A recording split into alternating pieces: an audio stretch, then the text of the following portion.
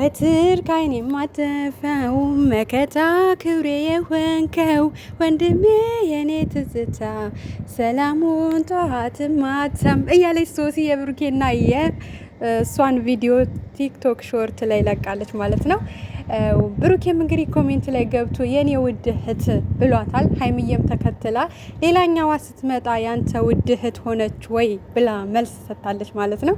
ውድ ቤተሰቦቼ እንዴት ናችሁ? ለዚህ ቤት አዲስ ከሆናችሁ ሰብስክራይብ፣ ሼር፣ ላይክ እያደረጋችሁ እንድታበረታቱኝ በአክብሮት ጠይቃለሁ። ዛሬ እንግዲህ ያው ቲክቶክ ላይ ሶሲ በፖስተተችው ላይ ሀይሚም ኮሜንት ጽፋለች ማለት ነው። እንግዲህ ሊዳ ትናንት ብሩኬ ባለ መሰረት አልመጣችም። ዛሬ እንግዲህ በከባዱ ይመጣሉ እየተባለ ነው። እኔ ግን በሰላም ቢመጡልን ደስ ይለኛል። ዛሬ በቃ ሁሉንም ነገር ፈተውት እንደው ቅዱስ ገብርኤልዬ ሁሉንም ነገር ፈተው ሁለቱ ተገናኝተው ይጨቃጨቁም። እኔ ግን በነገራችን ላይ የምሬን ነው ብላችሁ ሁለቱ ብቻ መጥተው ቢጨቃጨቁም ምንም ቢሉም ይሻለኛል። እኔ ሌላ ሶስተኛ ወገን ጣልቃ እየገባ ከነሱ ጋር አብሮ ከሚመጣ ማለት ነውና በቃ ሰላም ከሆኑልን እሰየው ደስ ይለናል። በሰላም ተግባብተው ተረጋግተው ተደማምጠው የሚያወሩ ከሆነ ማለት ነው።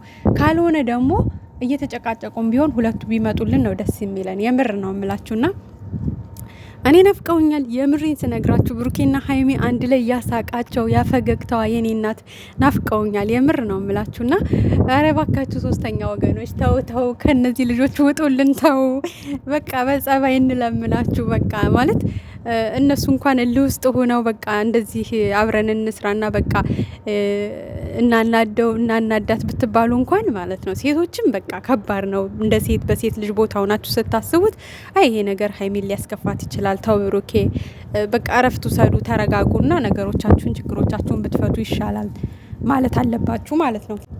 በቃ ወንዶችም ቢሆን አይ ይህ ነገር ሊደብረው ይችላል። እንደ ወንድ ልጅ እኔ በእኔ ላይም እንደዚህ አይነት ነገር ቢደረግ ይደብረኛል። እና በቃ ተረጋጊ፣ እረፍቱ ሰጂ፣ አንቺም ቀስ ብለሽ ራስሽን አዳምጭ፣ እሱም እንደዛው ብላችሁ ምከሩ። ሶስተኛ ወገኖች ተው ብለናል። ተው ተለመኑን እንዴ!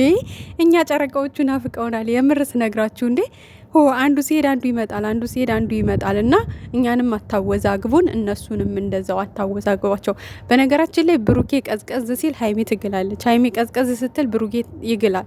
አሁን ሀይሚ ከነዳኒ ከነሶሲ ጋር ከወጣች በኋላ ማለት ነው በጣም ተረጋግታ ነበረ። ብሩኬን ያው እየተናገረችው ነበር አንዳንድ ነገር፣ በዛ ውስጥ እልሁ ገባ። ሊዳን ይዞ መጣ ማለት ነው። ሊዳን ስታይ ደግሞ ሀይሚዬ ተናደደችና ቅዱስን ይዛ መጣች። እየተቀጣጠለ የት ሊደርስ ነው? እባካችሁ እሳቱን አጥፉት የኛ ውዶች፣ እባካችሁ በቃ አንዳችሁ ተሸነፉ።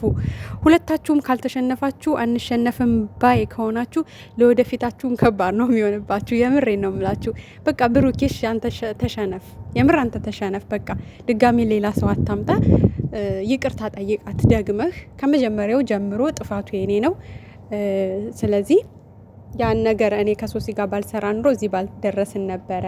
ከጥፋት ላይ ጥፋት እየተደራረበ ሁለታችንም እልህ ውስጥ ገብተን ሌላ የማይሆን ነገር ውስጥ እየገባን ነውና በቃ ያለፈው ሁሉ አልፏል። ይቅርታ ብለህ ብትጠይቃት ሴት ልጅ ናት፣ ትበርዳለች። የምር እልህ ውስጥ እያስገባት ስለሆነ ነው ብሩኬና ማለት አንደኛ ለፋሚሊያችሁ ስትሉ ለስጋ ፋሚሊያችሁ ብቻ ሳይሆን ለተመልካቻችሁ በጣም ብዙ ኦዲየንስ ተጨንቆ ነው ያለው። ማለት ከዛሬ ነገ ችግሩ ተፈታ አበቃ ሲል እናንተ አዳዲስ ነገር እያያዛችሁ ትመጣላችሁ።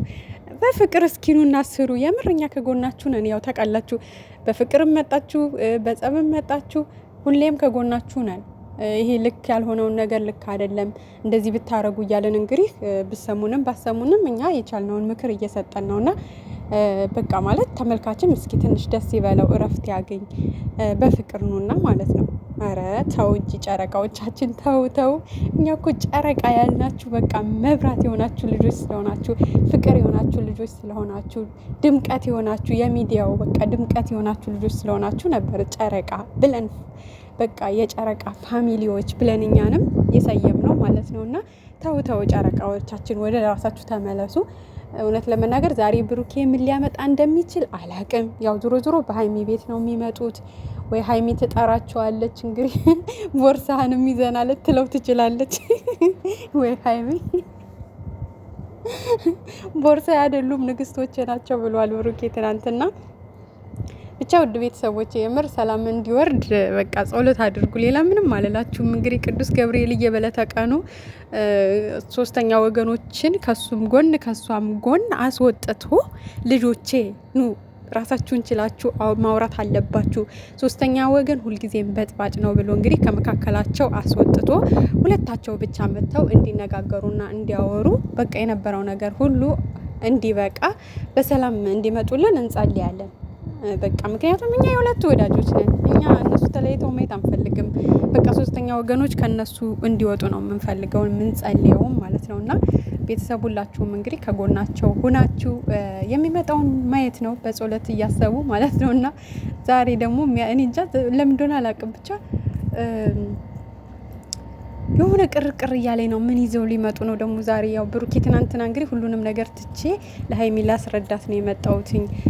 ሊዳን የሚያመጣሁትኝ ሀይሚላ ለማጣት ነው። ምክንያቱም በዛን ሰዓት ሊዳን ባላመጣት ኑሮ ከሀይሚ ጋር የመራራቂያችን ከባዱ ሰዓት ነበር ብሏል።